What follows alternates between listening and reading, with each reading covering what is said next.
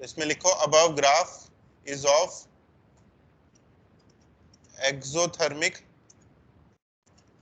Reaction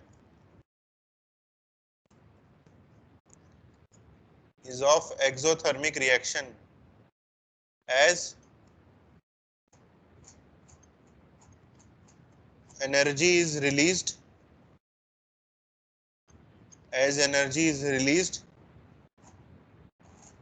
during reaction. Energy release हो रही है, सबस्ट्रेट की एनर्जी की वैल्यू ज्यादा है, प्रोडक्ट की कम है, तो एनर्जी रिलीज हो गई है। उसी रिलीज एनर्जी को एक्सोथर्मिक कहते हैं। तो एंडोथर्मिक रिएक्शन में क्या होगा, एनर्जी कंज्यूम हो जाएगी। एंडोथर्मिक में क्या होगा, एनर्जी कंज्यूम हो जाएगी। तो एंडोथर्मिक में सबस्ट्रेट की एनर्जी वैल्यू क्या रहेगी,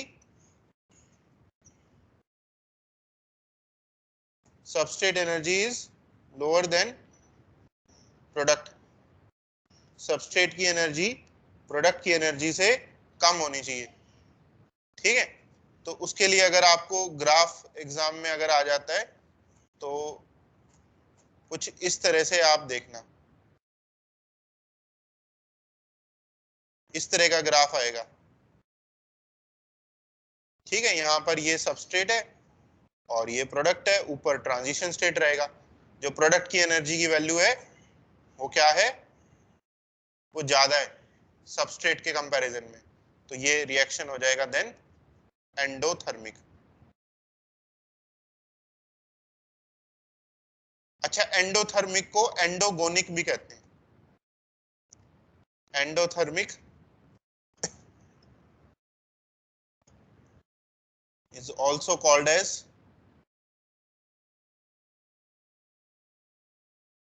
एंडोगोनिक। एंडोथर्मिक रिएक्शन को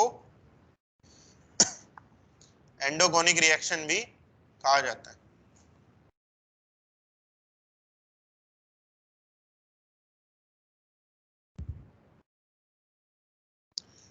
तो ये कंप्लीट हो गया यहाँ पर एक्टिवेशन एनर्जी का कॉन्सेप्ट।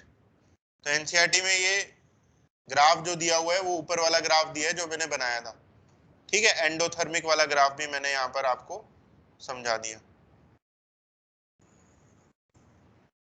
नेक्स्ट, अगला टॉपिक है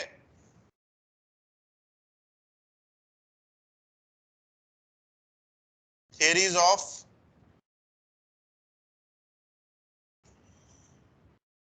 एंजाइम एक्शन।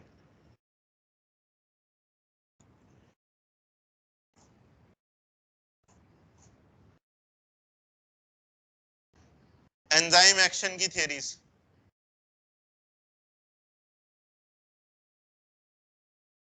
कि एंजाइम किस तरह से एक्ट करता है किसी भी एक सबस्ट्रेट को जब वो प्रोडक्ट में कन्वर्ट कर रहा है, तो एंजाइम कैसे एक्ट करता है उसे हम यहाँ पर पढ़ेंगे।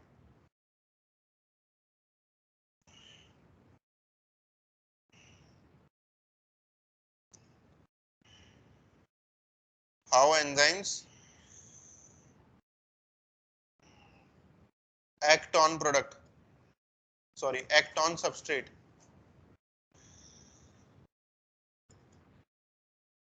How enzymes act on substrate.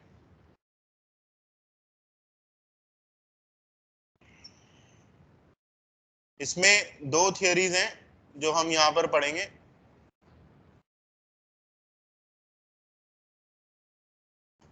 पहली है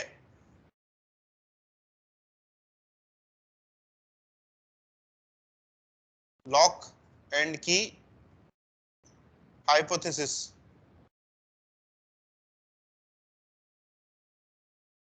हाइपोथेसिस या थ्योरी का मतलब होता है किसी ने कोई एक बात या कोई एक कॉन्सेप्ट बोल दिया कि हो सकता है कि ये चीज ऐसे होती है।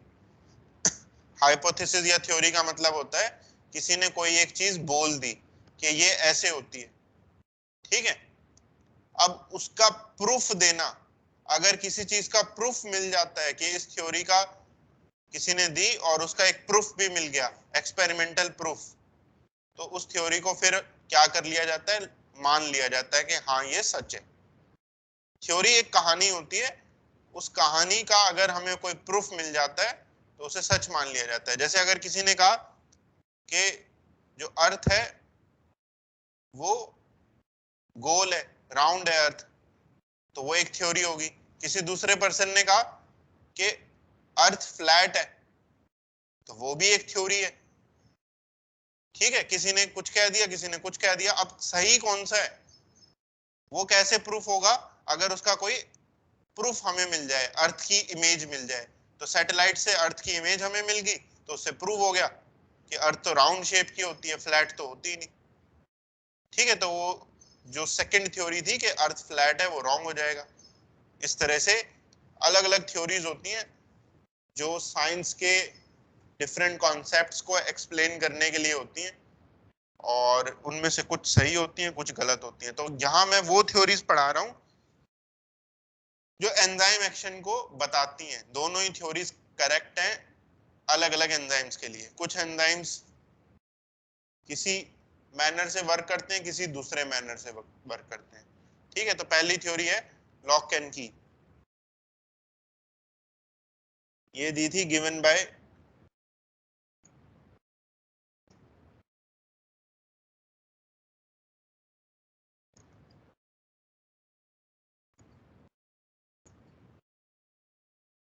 Emil Fischer. फिशर कोई एक पर्सन था, उसने थ्योरी दी थी।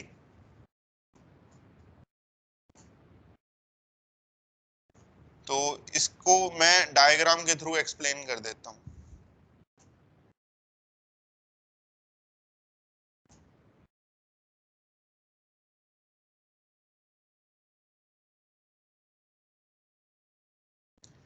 जैसे मान लो ये कोई एंजाइम है, ठीक है, एंजाइम को मैं यहाँ पर कैपिटल ई लिख रहा हूँ, और इस एंजाइम के पास क्या है, इस एंजाइम के पास ये यहाँ पॉकेट्स ही हैं, पॉकेट्स हैं। इन पॉकेट्स को बोलते हैं एक्टिव साइट। इन पॉकेट्स को क्या बोलते हैं? Active site. जो एंजाइम के पास ये पॉकेट्स हैं, इन्हें बोलते हैं एक्टिव साइट।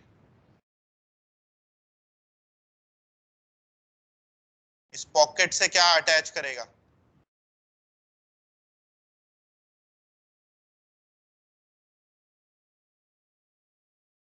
इन पॉकेट से अटैच करता है जो होता है सबस्ट्रेट। जो सबस्ट्रेट होता है वो इन पॉकेट से अटैच करेगा।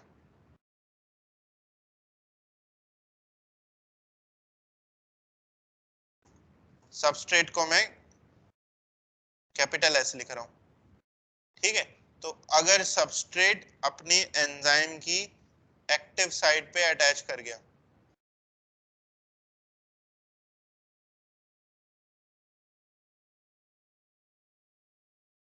सबस्ट्रेट जो है एंजाइम की एक्टिव साइट से अटैच कर गया, तो वो कुछ इस तरह से अटैच किया, तो ये सबस्ट्रेट और एंजाइम का एक कॉम्प्लेक्स बन गया। इसे बोलते हैं एंजाइम सबस्ट्रेट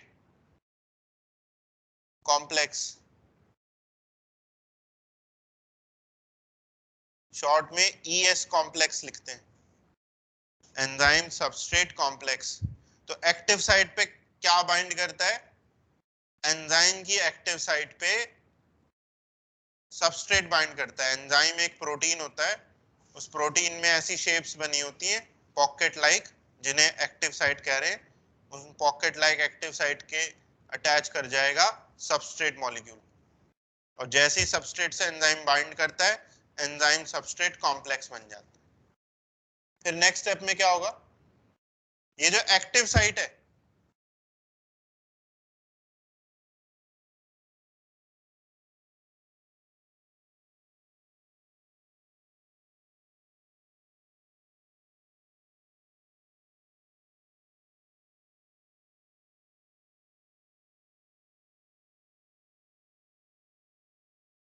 जो यहाँ एक्टिव साइट है वो आगे सबस्ट्रेट को प्रोडक्ट में कन्वर्ट कर देंगी। एक्टिव साइट क्या करेगी, सबस्ट्रेट को प्रोडक्ट में कन्वर्ट कर देगी। ठीक है, तो ये जो यहाँ पर मॉलिक्यूल्स बने हैं ये प्रोडक्ट के मॉलिक्यूल्स हैं। तो एंजाइम इस समय प्रोडक्ट के साथ जुड़ा हुआ है, इस कॉम्प्लेक्स को कहेंगे enzyme product complex, EP complex, enzyme product complex या ईपी कॉम्प्लेक्स।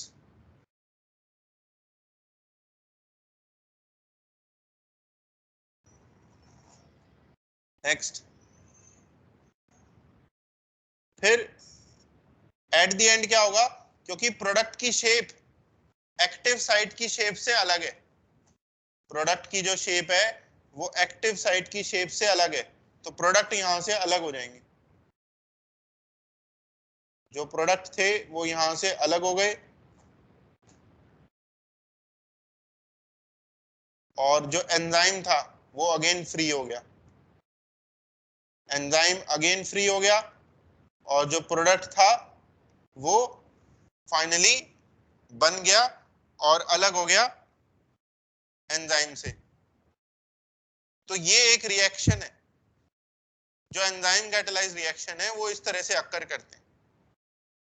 एंजाइम की एक्टिव साइट से पहले सबस्ट्रेट बाइंड करता है, तो ईएस कॉम्प्लेक्स बन गया, सबस्ट्रेट को एक्टिव साइट प्रोडक्ट में कन्वर्ट कर देगी, तो ईपी कॉम्प्लेक्स बन गया, प्रोडक्ट एक्टिव साइट से अलग हो जाएंगे, तो एंजाइम अलग और प्रोडक्ट यहां पर अलग हो गया।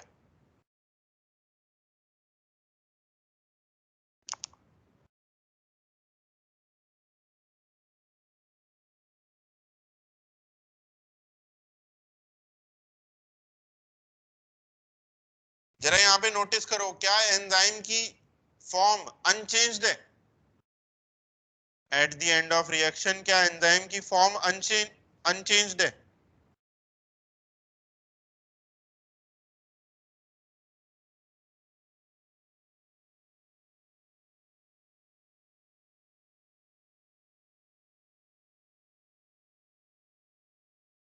एंजाइम यहाँ पर अनचेंज्ड है।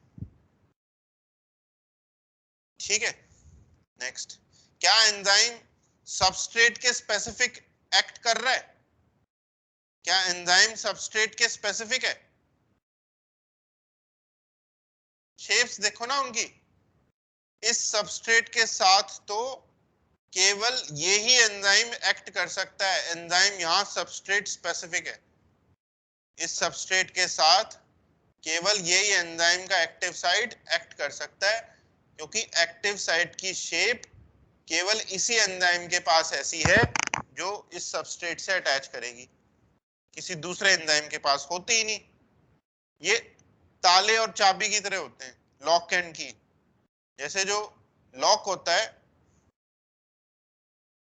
जो लॉक होता है वो यहां पर सबस्ट्रेट है, जो लॉक होता है उसकी दो स्टेट्स होती हैं। अगर लॉक में चाबी चली गई जो कि एंजाइम है, की यहां पर क्या है, एंजाइम है, अगर लॉक में चाबी चली गई तो चाबी लॉक को खोल भी सकती है और बंद भी कर सकती है, लॉक के स्ट्रक्चर को चेंज कर सकती है, चाबी खोल भी सकती है और बंद भी कर सकती है। ठीक है, इसी तरह से एंजाइम यहां पर सबस्ट्रेट के स्ट्रक्चर में चेंज करते हैं, क्या चेंज करते हैं, उसको प्रोडक्ट में कन्वर्ट कर देते हैं। एंजाइम की है यहाँ पे और लॉक यहाँ पर सबस्ट्रेट है, एक लॉक का एक ही चाबी होती है, एक लॉक की एक ही चाबी होती है, इसी तरह से एक सबस्ट्रेट की भी एक ही एंजाइम से वो कैटालाइज होता है। तो ये स्पेसिफिक नेचर भी हो गया। तो देखो बहुत सारी प्रॉपर्टीज यहां से हमें पता चल रही है एंजाइम के एक्शन की। ठीक है, तो यहां पर पॉइंट्स लिखो, active site of enzyme is a pocket या क्रीविस क्रीविस का मतलब पॉकेट ही होता है, जैसे पॉकेट ऑफ या क्रीविस which has chemical groups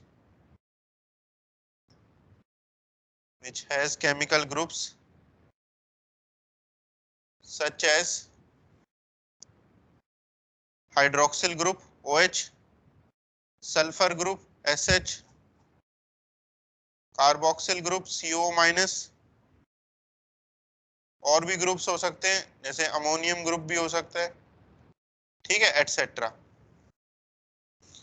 active site जो होती है एंजाइम की, उस पे बहुत सारे केमिकल ग्रुप्स होते हैं। अब जरा इन केमिकल ग्रुप्स के बारे में याद करो। ये केमिकल ग्रुप्स तो आपने अमीनो एसिड्स में पढ़े थे। ये केमिकल ग्रुप्स हमने किस में पढ़े थे? अमीनो एसिड्स में पढ़े थे। जैसे OH आपको मिलेगा अल्कोहलिक अमीनो एसिड में, जैसे सीरीन में मिल जाएगा OH।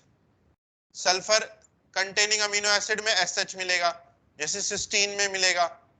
कार्बोक्सिल आपको किस में मिलेगा? कार्बोक्सिल एसिडिक अमीनो एसिड में मिलेगा, aspartic acid, glutamic acid. Ammonium किस में मिलेगा? बेसिक अमीनो एसिड में मिलेगा, जैसे लाइसिन हो गया। ये ग्रुप्स तो हमें मिलते हैं अमीनो एसिड्स में, ठीक है। और ये अमीनो एसिड्स ही एंजाइम प्रोटीन की एक्टिव साइट्स पे लगे होते हैं। और ये इन ग्रुप से जब सबस्ट्रेट अटैच करता है तो ये सबस्ट्रेट को प्रोडक्ट में कन्वर्ट कर देते हैं। इन्हीं ग्रुप्स का काम है सबस्ट्रेट को प्रोडक्ट में कन्वर्ट करना। Active site converts substrate to product. ये एक्टिव साइट का काम हो गया, ये एंजाइम का काम हो गया, ठीक है। तो यहाँ पर लॉक क्या है, की क्या है, वो मैंने पहले ही आपको यहाँ पर बता दिया। रिएक्शन के स्टेप्स भी इसी डायग्राम के थ्रू मैंने एक्सप्लेन कर दिए कि क्या एंजाइम सबस्ट्रेट कॉम्प्लेक्स होता है और क्या एंजाइम प्रोडक्ट कॉम्प्लेक्स होता है, ठीक है। तो ये हो गया यहाँ पे लॉक एंड की हाइपोथेसिस। ये हाइपोथेसिस आपको एनसीईआरटी की बुक में नहीं मिलेगी, ये बुक में मेंशन नहीं है। क्रेविस का मतलब पॉकेट होता है, जो एक्टिव साइट है। एनसीईआरटी में कौन सी हाइपोथेसिस दी हुई है? इंड्यूस्ड फिट मॉडल दिया हुआ है एंजाइम के एक्शन का, इंड्यूस्ड फिट मॉडल।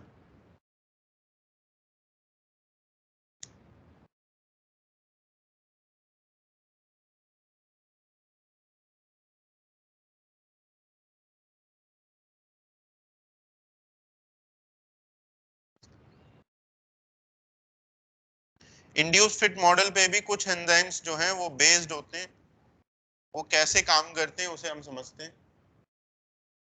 सिमिलर ऐसे ही डायग्राम के थ्रू हम समझेंगे। इंड्यूस फिट मॉडल पे बेस्ड जो एंजाइम्स होते हैं उनकी एक्टिव साइट की शेप अलग होती है।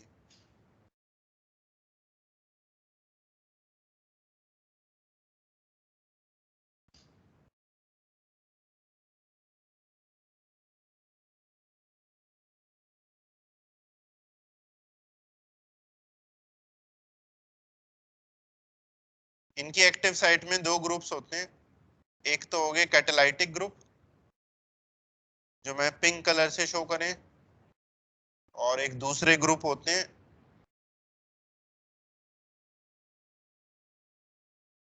वो होते हैं बटरेसिंग ग्रुप, जो मैंने ग्रीन कलर से शो करें।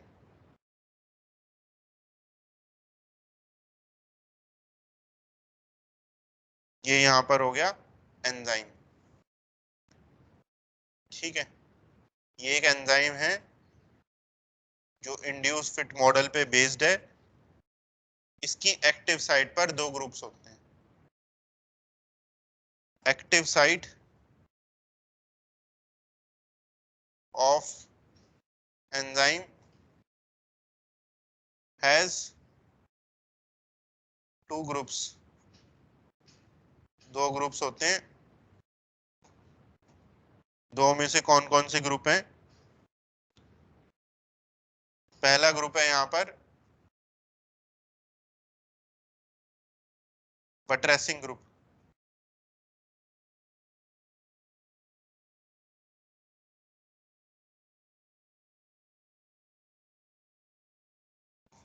बटरेसिंग ग्रुप का काम क्या होता है? बटरेसिंग ग्रुप एक्टिव साइट की शेप को चेंज करता है सबस्ट्रेट के अकॉर्डिंग। जैसे मान लीजिए ये सबस्ट्रेट है, यहाँ पे ये है सबस्ट्रेट,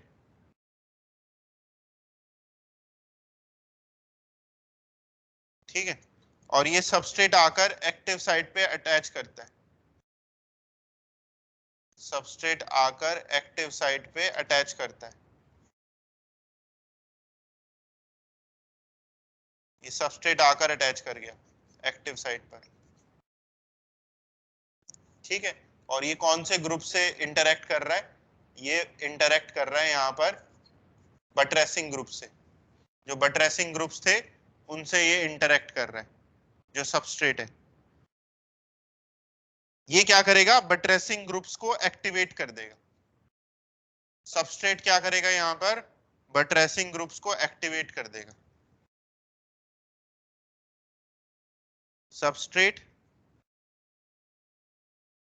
एक्टिवेट्स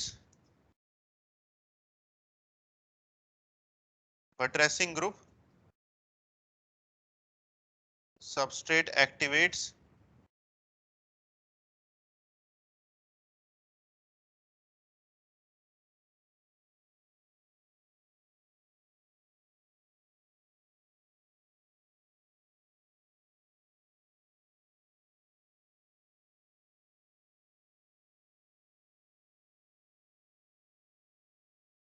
सबस्ट्रेट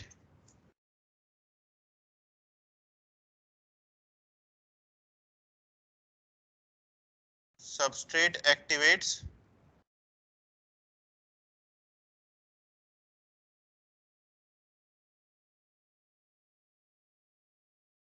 बटरेसिंग ग्रुप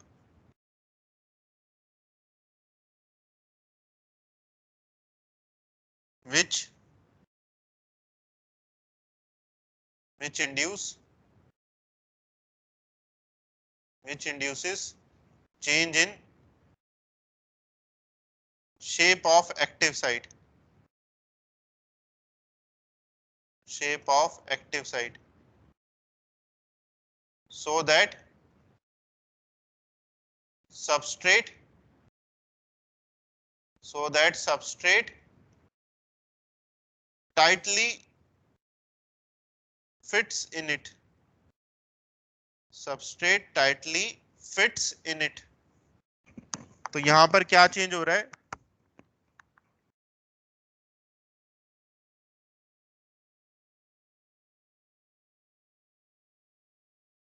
जैसे जो सबस्ट्रेट आया उसने बटरेसिंग ग्रुप से इंटरेक्ट किया और बटरेसिंग ग्रुप एक्टिवेट हो गया। बटरेसिंग ग्रुप क्या करेगा? एक्टिव साइट की शेप को चेंज कर देगा। बटरेसिंग ग्रुप यहां पर क्या करेगा? वो एक्टिव साइट की शेप को यहां पर चेंज कर देगा। और किसके अकॉर्डिंगली उसने चेंज कर दिया? सबस्ट्रेट के अकॉर्डिंगली उसने यहां पर एक्टिव साइट की शेप को चेंज कर दिया बटरेसिंग ग्रुप ने। तो कुछ इस तरह के चेंजेस हो गए।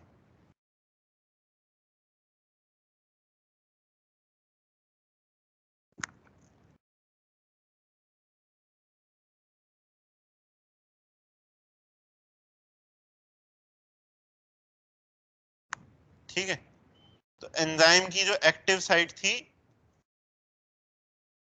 उसमें चेंजेस आ गए उसकी शेप में। अब जो सबस्ट्रेट है वो टाइटली बाइंड कर रहा है एक्टिव साइट में। अब सबस्ट्रेट टाइटली बाइंड कर रहा है, उसकी फिटनेस अब अच्छे से आ रही है जो पहले नहीं आ पा रही थी। सबस्ट्रेट आकर एक्टिव साइट की शेप को चेंज करवाता है, इंड्यूस कराता है एक्टिव साइट की शेप में चेंज को, ताकि सबस्ट्रेट उसमें अच्छे से फिट हो सके। इसी को इंड्यूस्ड फिट मॉडल कहते हैं। इंड्यूस्ड फिट मॉडल में क्या हो रहा है? लॉक एंड की हाइपोथेसिस जैसा नहीं है ये कि एक्टिव साइट पहले से कॉम्प्लीमेंट्री है सबस्ट्रेट और एंजाइम में, पहले से वो एक दूसरे जैसी शेप के नहीं होते, उनकी शेप अलग अलग है। लेकिन जैसे ही सबस्ट्रेट आएगा, एक पर्टिकुलर सबस्ट्रेट, ऐसा नहीं कि कोई भी सबस्ट्रेट आ गया, एक पर्टिकुलर सबस्ट्रेट, हर रिएक्शन का अपना अलग सबस्ट्रेट होता है, स्पेसिफिक नेचर है। एक कोई पर्टिकुलर सबस्ट्रेट आएगा, वो बटरेसिंग ग्रुप को एक्टिवेट कर पाएगा, बटरेसिंग ग्रुप फिर एक्टिव साइट को उस पर्टिकुलर सबस्ट्रेट के अकॉर्डिंग चेंज कर देंगे। फिर क्या होगा, चेंज होने से ऐसा हुआ कि कैटालाइटिक ग्रुप सबस्ट्रेट के सामने आ गए। जब एक्टिव साइट शेप चेंज हुई तो कैटालाइटिक ग्रुप्स सबस्ट्रेट के सामने आ गए।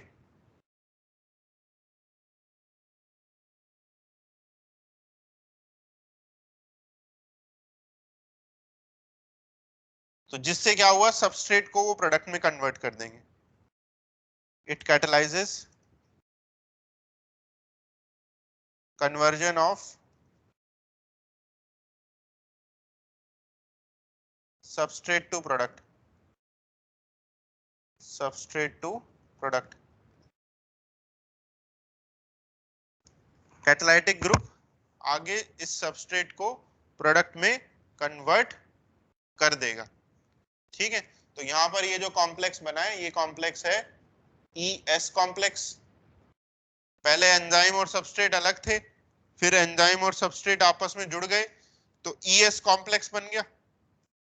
ES कॉम्प्लेक्स के बाद बताओ कौन सा कॉम्प्लेक्स बनेगा? ES के बाद कौन सा कॉम्प्लेक्स बनेगा?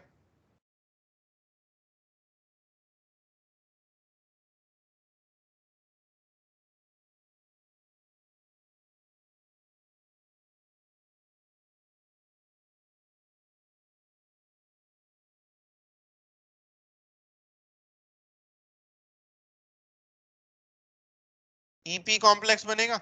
EP के बाद एंजाइम अलग, प्रोडक्ट अलग। पेज नंबर है 157 एनसीईआरटी का, इसमें दिया हुआ है ये 4 पॉइंट्स, ये चारों पॉइंट इंड्यूस्ड फिट मॉडल के हैं। इंड्यूस्ड फिट मॉडल, इसने हेडिंग नहीं लिखी है लेकिन मैंने बता दिया ये इंड्यूस्ड फिट मॉडल के हैं। ठीक है, इन 4 पॉइंट्स को हम बुक से ही पढ़ेंगे। पहला पॉइंट क्या कह रहा है, the substrate binds to the active site of the enzyme.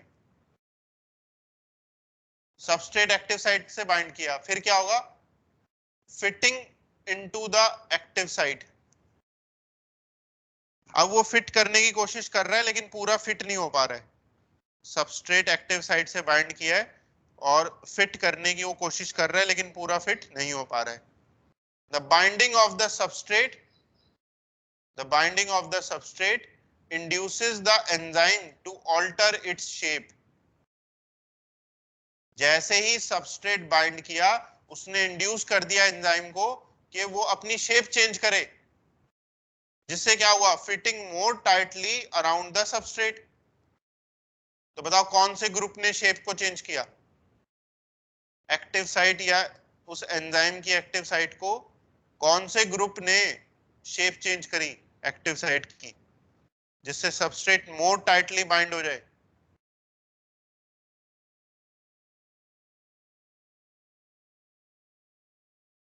ये सेकंड पॉइंट बटरेसिंग ग्रुप के लिए हो गया ना। फिर बटरेसिंग ग्रुप ने शेप को चेंज कर दिया जब सबस्ट्रेट से वो एक्टिवेट हुआ।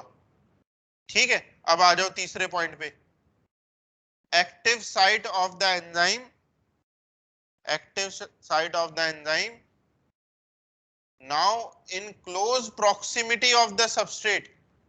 कह रहा है एक्टिव साइट अब क्लोज प्रॉक्सिमिटी में है। क्लोज प्रॉक्सिमिटी मतलब सबस्ट्रेट के पास है, नजदीक है, बहुत नजदीक है सबस्ट्रेट के। जो एक्टिव साइट है वो क्या करेगा, breaks the chemical bonds of the substrate and the new enzyme product complex is formed. अभी जो मैंने क्वेश्चन पूछा आपसे, मैंने क्या पूछा था, ES कॉम्प्लेक्स के बाद क्या बनेगा? आपने बोला EP कॉम्प्लेक्स।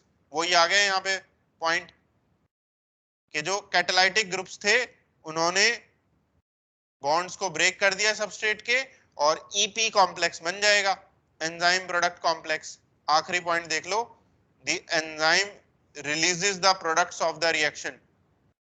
फिर प्रोडक्ट अलग हो जाएंगे एंजाइम से, क्योंकि बटरेसिंग ग्रुप फिर डीएक्टिवेट हो जाएगा। जैसे ही बटरेसिंग ग्रुप अपनी एक्टिविटी छोड़ेगा, एक्टिव साइट की शेप फिर पहले जैसी हो जाएगी। The enzyme releases the products of the reaction and the free enzyme is ready to bind to another molecule. Enzyme अब फ्री हो चुका है, प्रोडक्ट रिलीज हो गए, एंजाइम की फॉर्म अनचेंज्ड है। अब ये फ्री एंजाइम अब रेडी है कि कोई दूसरा सबस्ट्रेट आके उससे बाइंड करे और ये साइकिल दोबारा से रिपीट हो जाए। ठीक है, तो ये 4 पॉइंट्स यहाँ पर इंड्यूस फिट मॉडल के गिवन है एनसीईआरटी में। तो दोनों ही थियरीज एप्लीकेबल हैं। कुछ जो होते हैं, क्या कहते हैं, कुछ एंजाइम्स लॉक एंड की हाइपोथेसिस पे बेस्ड होते हैं और कुछ बेस्ड होते हैं यहाँ पर इंड्यूस्ड फिट मॉडल पे। दोनों ही यहाँ पर एप्लीकेबिलिटी दोनों की है।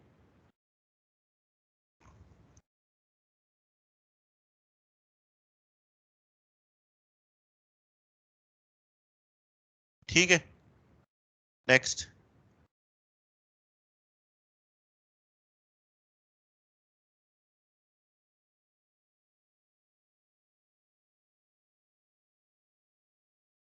तो ये हो गया एंजाइम एक्शन की थियरीज। अगला टॉपिक हम पढ़ते हैं, nomenclature of enzymes.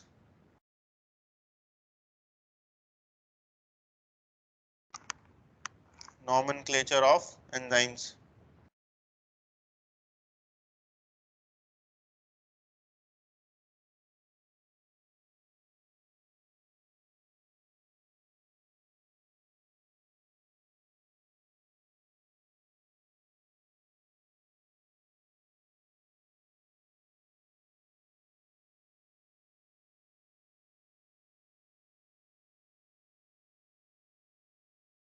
Nomenclature of enzymes.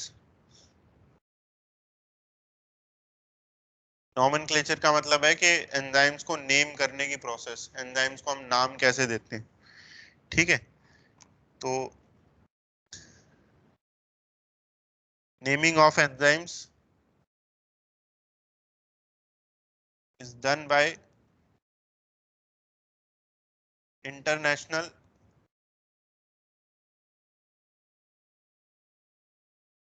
Union of Biochemistry। एक यूनियन बिठा रखी है इसकी जो एंजाइम्स को नेम करता है, उस यूनियन को IUB, international union of biochemistry, IUB कहते हैं। ये यूनियन 1961 में बनी थी। ठीक है, 1961 से ये काम कर रहा है। इस यूनियन में एंजाइम्स की 6 क्लासेस बनाई गई है। एंजाइम्स आर divided into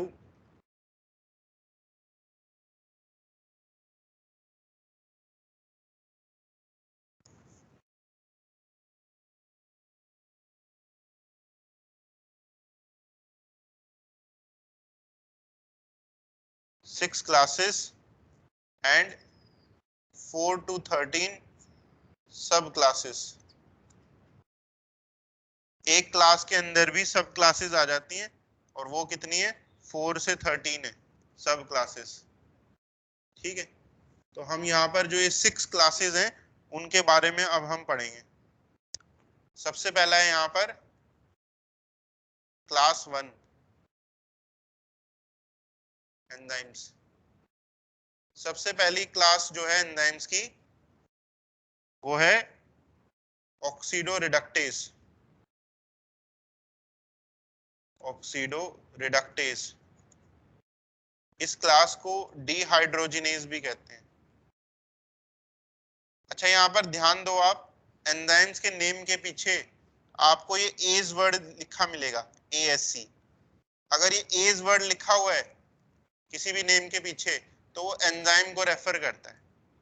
ठीक है, बायोलॉजी में अगर ये एज वर्ड लगा मिल रहा है तो वो एंजाइम को रेफर करता है। ऑक्सीडो रिडक्टेज या डिहाइड्रोजिनेज ये सबसे पहली क्लास है एंजाइम्स की। ये एंजाइम्स ऑक्सीडेशन रिडक्शन रिएक्शन में पार्टिसिपेट करते हैं। Enzymes which catalyse oxidation reduction reaction.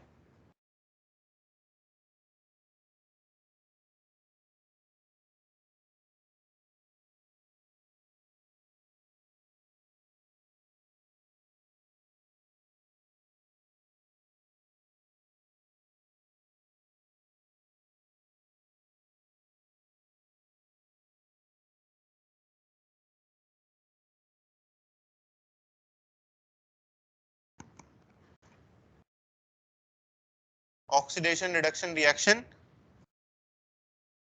Between two substrates. जैसे मान लीजिए कोई एक सबस्ट्रेट है जो कि रिड्यूस्ड है, और कोई एक दूसरा सबस्ट्रेट है जो कि ऑक्सीडाइज्ड है। तो जब ये रिएक्शन अक्कर करेगा, जो रिड्यूस था वो ऑक्सीडाइज्ड हो जाएगा, और जो ऑक्सीडाइज था वो रिड्यूस्ड हो जाएगा। ठीक है, ऑक्सीडेशन रिडक्शन रिएक्शंस में ये इस एंजाइम का काम होगा, ऑक्सीडोरिडक्टेज या डीहाइड्रोजिनेज। Next, class 2 enzymes. जो क्लास 2 एंजाइम्स हैं वो होते हैं transferase, transferase enzymes.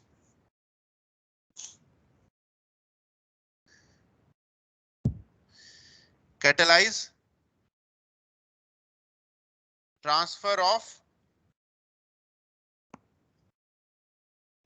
Of A group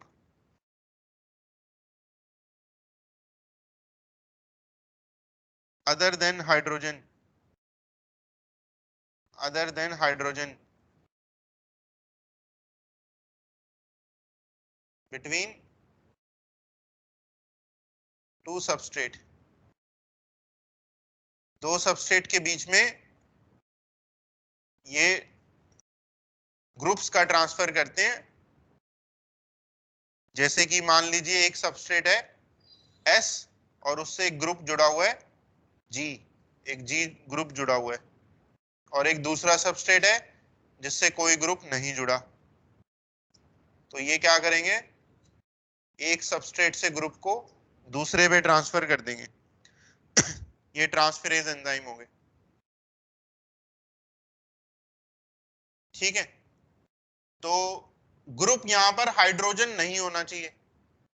अगर इसने हाइड्रोजन का ट्रांसफर कर दिया तो वो कौन सी क्लास वाले एंजाइम्स हो जाएंगे।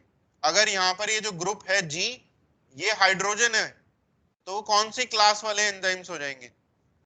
अगर एक सबस्ट्रेट से हाइड्रोजन निकल के दूसरे सबस्ट्रेट पे जा रहा है तो वो क्लास 1 वाले हो जाएंगे।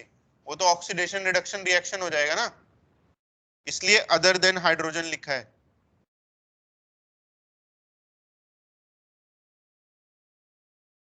क्लास 3 वाले, क्लास 3 वाले एंजाइम्स होते हैं lyase.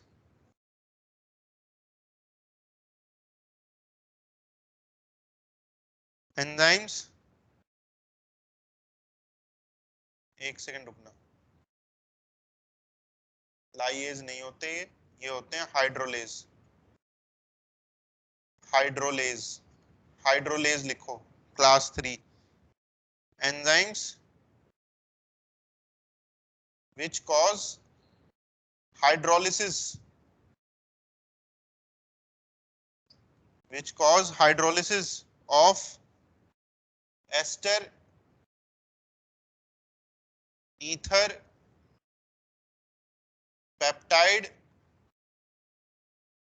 glycosidic, carbon carbon bond, carbon halide bond, और फॉस्फोरस नाइट्रोजन बॉन्ड्स।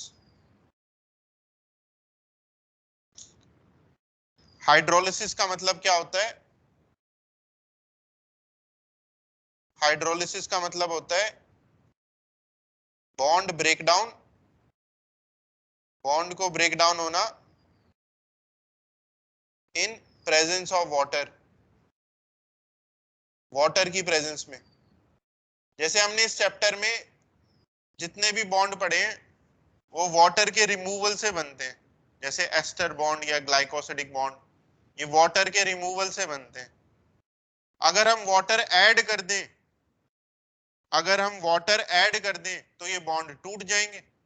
ऐसे बॉन्ड को जो वाटर की प्रेजेंस में टूट रहे हैं हाइड्रोलिसिस कहेंगे, वाटर की प्रेजेंस में जो टूट जाए, हाइड्रोलेज एंजाइम्स हो गए जो हाइड्रोलिसिस करते हैं, हाइड्रोलेज एंजाइम्स। ठीक है, नेक्स्ट। 2 मिनट और लूंगा बच्चों, क्लास एक्सटेंड 2 मिनट और। लाइएज फोर्थ कैटेगरी जो है, क्लास 4 एंजाइम।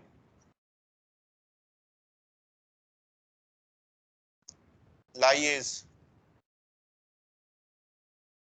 लाइएज भी ब्रेक डाउन करते हैं।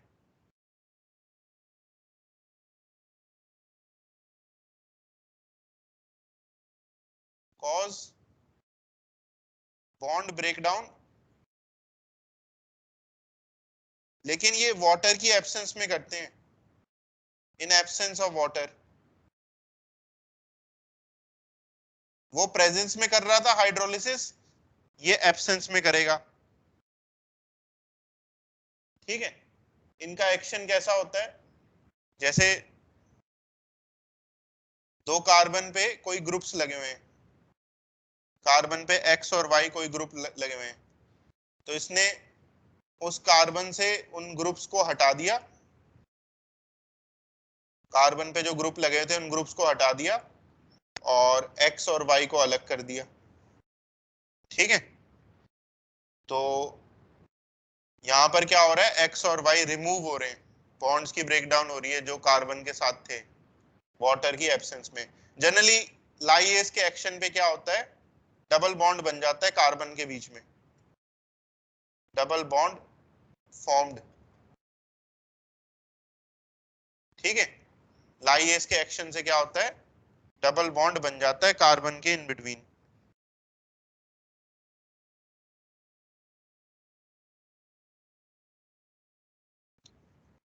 नेक्स्ट, अगली कैटेगरी है क्लास 5 एंजाइम, वो होते हैं आइसोमेरेज,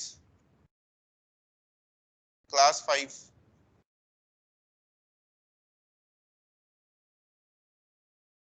विच फॉर्म, ऐसे एंजाइम जो बनाए आइसोमर्स को, विच फॉर्म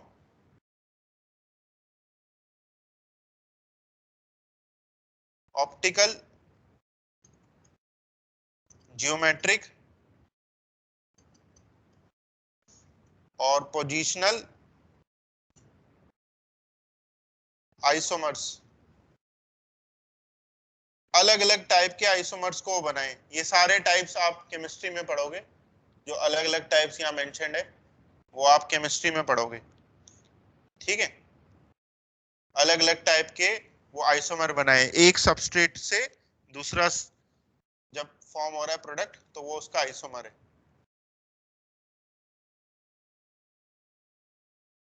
आखिरी है लाइगेज, क्लास 6 एंजाइम्स। ये एंजाइम्स बॉन्ड को जोड़ते हैं, विच फॉर्म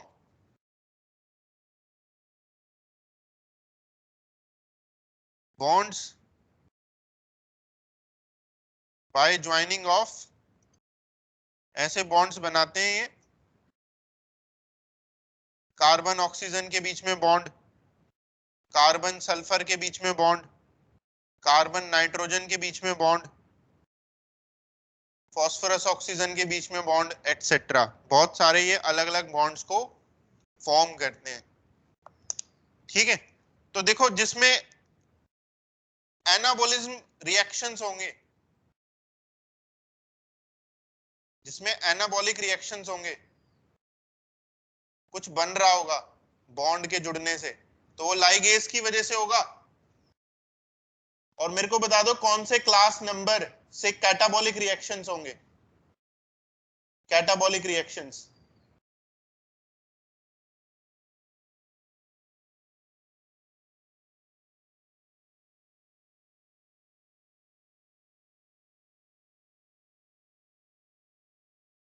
कैटाबॉलिक रिएक्शंस 3 और 4 से होंगे, हाइड्रोलेज और लाइएज, इनसे बॉन्ड की ब्रेकडाउन हो रही है। 3 और 4 से कैटाबॉलिक रिएक्शन होंगे और एनाबॉलिक रिएक्शन होगा क्लास 6 से, लाइगेज से, उसमें बॉन्ड बनता है। ठीक है, तो ये लेक्चर मैं आज यहीं पर ही एंड करता हूँ।